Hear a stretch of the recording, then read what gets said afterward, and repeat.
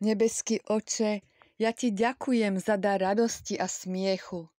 Tvoje slovo v prísloviach 17:22 mi pripomína, že veselé srdce je dobrý liek. Dnes si vyberám radosť namiesto smútku, vieru namiesto strachu a vďačnosť namiesto starostí. Naplň moje srdce pokojom a smiechom aj v ťažkých časoch. Uzdrav všetky narušené oblasti v mojom tele, v živote a pomôž mi byť zdrojom povzbudenia pre ostatných. Daj, nech moje srdce zostane radostné s vedomím, že Ty máš vždy všetko pod kontrolou. Mene Ježiš, amen. Ja vyhlasujem, že moje srdce je plné radosti.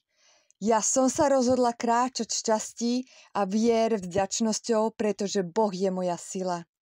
Ja vyhlasujem, že žiadna situácia nemôže ukradnúť moju radosť a žiadna výzva nemôže zlomiť môjho ducha.